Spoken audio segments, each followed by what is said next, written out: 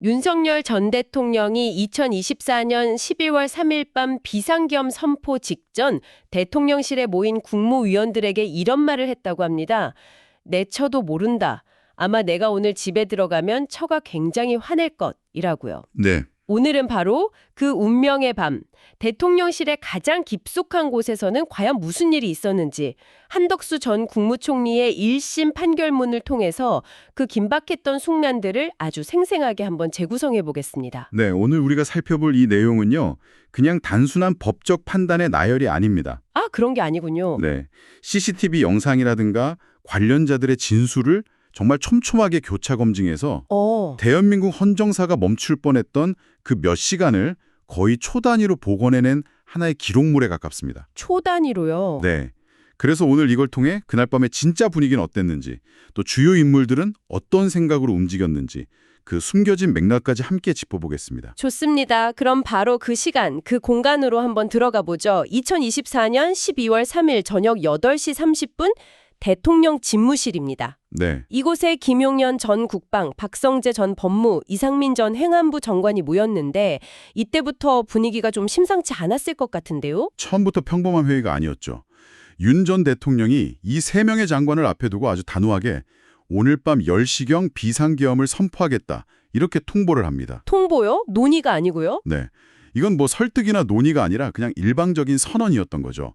그 이유로는 국회 탄핵, 예산 삭감 때문에 국정 수행이 불가능하다. 그리고 종북 세력 때문에 국가 기능이 망가질 지경이다. 이런 말을 했다고 합니다. 이미 모든 결심을 끝낸 상태였던 겁니다. 이건 뭐 토론이 아니라 그냥 지시를 내린 거네요. 그렇죠. 임무 하달에 가까웠죠. 그리고 잠시 후에 한덕수 전 총리가 그 방에 들어서는데 전혀 상황을 모르고 들어왔을 한 전 총리는 정말 충격을 받았겠네요. 네. 윤 전 대통령은 한 전 총리에게도 똑같은 말을 반복하면서 한마디를 덧붙입니다. 어떤 말이요? 내가 책임지고 국가를 구해야겠다. 아, 내가 국가를 구해야겠다. 네. 그러면서 미리 준비해둔 대국민 담화문하고 계엄보고령 문건을 직접 건넸습니다. 이미 모든 시나리오가 다 짜여져 있었다는 걸 보여주는 거죠. 그 발언 하나에 이 모든 계획의 성격이 다 담겨 있는 것 같네요. 그러니까 나 외에는 아무도 믿지 못하고 나만이 이 상황을 해결할 수 있다는 어떤 극도의 뭐랄까요, 사명감 혹은 독선 같은 게 느껴지는데요. 바로 그 지점입니다.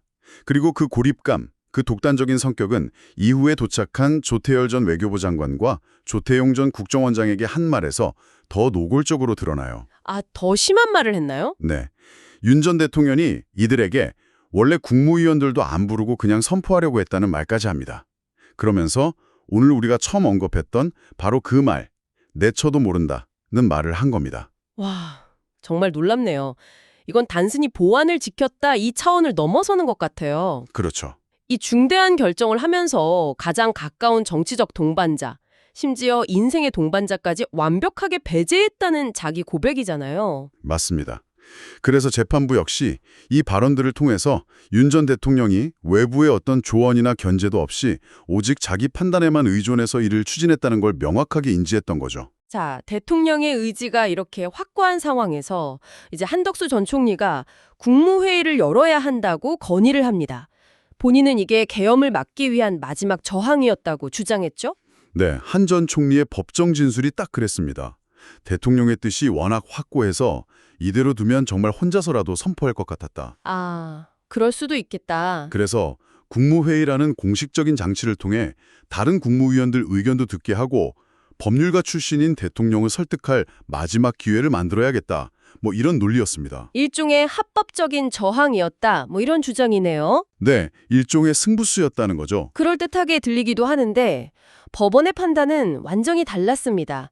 그리고 그 판단에 결정적인 분기점이 된 순간이 있었던 것 같아요. 네, 바로 조태열 전 외교부 장관이 입을 열었을 때죠. 굉장히 중요한 대목입니다. 국무회의가 열리고 조태열 전 장관이 사실상 유일하게 정면으로 반대 의견을 냅니다. 뭐라고 했나요? 70여 년간 대한민국이 쌓아온 모든 민주주의적 성취와 국격을 한꺼번에 무너뜨릴 수 있는 위험한 결정이다 라면서 재고를 아주 강력하게 요청합니다. 와, 그 자리에서 저런 말을 한다는 게 정말 용기 있는 발언이었네요. 그렇죠. 방안에 모든 시선이 집중되는 순간이었겠죠. 그런데 정말 중요한 건 그 다음이잖아요.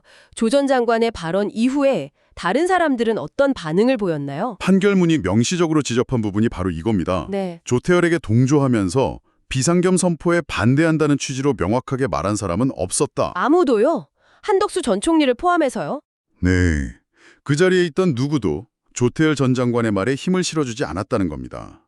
그냥 침묵이 흐른 거죠. 아, 그 침묵이 결국 모든 걸 결정했군요. 그렇습니다. 결국 법원은 한 전 총리가 국무회의를 소집한 걸 저지가 아니라 오히려 대통령의 내란 실행 계획을 행정적으로 완성시켜준 조력 행위로 판단한 거네요. 정확합니다. 여기서 법원이 과거 김재규 사건의 판례를 가져오는데요. 이게 아주 의미심장합니다. 아, 10.16 사건의 그 재판 말씀이시죠? 그 판례를 왜 여기서 인용했을까요? 그 판례의 핵심은 이겁니다. 내란죄는 직접 총을 쏘거나 하지 않았더라도 국권을 물러나게 하려는 목적을 가진 집단에서 행정이나 연락, 서무 같은 지원 역할을 한 것만으로도 중요 임무에 종사한 걸로 본다는 거예요. 아하. 즉, 한 전 총리가 국무회의를 열어서 안건을 통과시킨 행위 자체가 계엄 선포라는 내란의 목적을 달성하는 데 필수적인 행정 절차를 제공한 거다. 그래서 내란의 공모자로 볼 수 있다는 논리적 연결고리를 만든 겁니다. 굉장히 무서운 논리네요. 결국 침묵했던 사람들, 그리고 행정적인 역할을 했던 사람들이 조력자로 규정된 거군요. 그런 셈이죠. 그런데 그 방안에서 말없이 더 적극적으로 움직인 사람도 있었습니다. CCTV에 고스란히 찍힌 이상민 전 행안부 장관의 행적은 정말 영화의 한 장면 같더라고요. 맞습니다. 판결문이 이 전 장관의 행적을 거의 분 단위로 따라가면서 묘사를 해요. 어떻게요? 밤 9시 13분, 이 전 장관이 휴대전화로 헌법을 검색합니다. 잠시 후 9시 19분에는 정부조직법을 검색하고요. 잠깐만요. 검색 기록만으로 의도를 파악할 수 있나요? 그냥 궁금해서 찾아볼 수도 있는 거 아닌가요? 물론 검색 자체만으로는 단정하기 어렵죠. 하지만 재판부는 그 전후 상황의 맥락을 본 겁니다. 맥락이요? 네. 대통령이 계엄을 선포하겠다고 말한 직후에 헌법을 검색했다.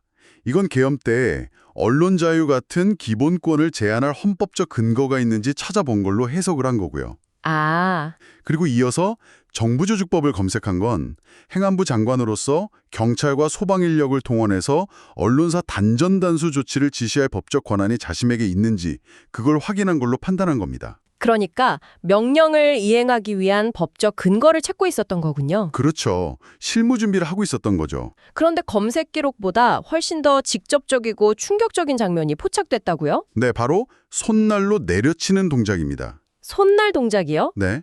밤 9시 16분에 이 전 장관이 조태열 전 장관과 대화하면서 왼손 손날로 테이블 같은 곳을 4차례 내려치는 동작을 취해요. 네. 그리고 10분 뒤에 대통령이 집무실에서 나와서 똑같은 손날 동작을 2~3차례 반복하니까 이 전 장관이 고개를 끄덕입니다. 와, 말 한마디 없이 손짓과 고갯짓만으로 소통이 이루어진 거네요. 근데 그 손짓이 단전단수를 의미한다는 건 어떻게 확신할 수 있죠? 재판부는 이 동작이 사회 통념상 무언가를 자른다, 끊는다는 의미로 받아들여진다고 봤습니다. 그리고 그 대화의 맥락, 즉 비상계엄과 언론 통제를 논의하는 상황에서 이 동작은 단전단수로 의미한다고 해석하는 게 가장 합리적이라고 판단한 거죠. 그럼 이 전 장관의 끄덕임은 그 지시에 동의한다 혹은 따르겠다는 복종의 의미로 본 것이고요. 말보다 더 무서운 침묵 속의 명령과 복종의 순간을 CCTV가 포착한 겁니다. 정말 소름이 돋는 대목이네요. 헌법에 보장된 언론의 자유를 멈추자는 합의가 단어 하나 없이 손짓 하나로 이루어졌다는 거잖아요. 그렇습니다. 자, 이렇게 대통령실 내부가 혼돈에 빠져 있을 때 외부에서는 또 다른 의혹이 있었습니다.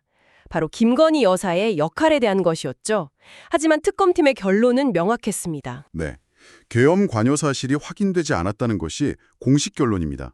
특검팀이 관저 모임에 참석했던 군사령관들을 전부 조사하고 통신 내역까지 다 확인했는데 김 여사가 관여했다는 어떤 증거나 진술도 찾지 못했다고 밝혔습니다. 오히려 김 여사가 계엄 선포 사실을 알고 난 후의 반응이 그녀가 공모자가 아니라는 강력한 증거가 되었다고요. 그렇습니다. 이 부분이 아주 흥미로운데요. 네. 특검팀이 김 여사 측근들로부터 계엄 선포 사실을 뒤늦게 알고 나서 윤 전 대통령과 김 여사가 심하게 다퉜다는 진술을 확보했습니다. 특히 이 과정에서 김 여사가 격분해서 윤 전 대통령에게 이렇게 말했다고 합니다. 너 때문에 다 망쳤다. 너 때문에 다 망쳤다. 네, 굉장히 강하게 질책했다는 증언이 나왔습니다. 이 한마디가 정말 많은 걸 함축하고 있네요. 일단 윤 전 대통령이 내쳐도 모른다고 했던 말이 사실이라는 게 확인되는 순간이고요. 그렇죠. 동시에 김 여사의 분노가 헌정질서 파괴에 대한 분노라기보다는 이 일로 자신들이 쌓아온 모든 것이 무너질 수 있다는 정치적 파국에 대한 분노로 읽힌다는 점도 흥미롭고요. 맞습니다. 그 발언은 이 계획이 얼마나 독단적으로 진행됐는지를 보여주는 동시에 사후에 벌어진 아주 인간적이고 현실적인 갈등의 모습을 보여주는 일화이기도 합니다. 자, 오늘 한덕수 전 총리의 1심 판결문을 통해서 12월 3일 그날 밤 대통령실 내부를 깊숙이 들여다봤습니다. 극도의 비밀 속에서 국가를 구하겠다며 움직인 대통령, 저지하려 했지만 결국 내란의 조력자료 판결받은 총리, 그리고 말 대신 손짓으로 명령에 동의한 장관까지 정말 한편의 정치 스릴러를 보는 것 같았습니다. 하지만 이게 영화가 아니라 법원이 수많은 증거를 통해 인정한 사실이라는 점이 중요합니다.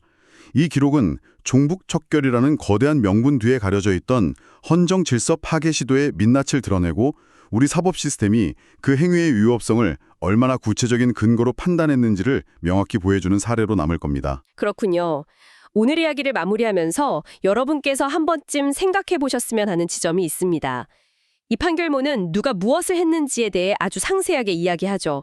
하지만 동시에 우리는 누가 무엇을 하지 않았는지도 읽어낼 수 있습니다. 국가의 운명이 결정되던 그 방안에서 단 한 명의 용기 있는 반대 목소리가 나왔을 때 다른 이들이 보였던 그 침묵의 의미는 과연 무엇이었을까요?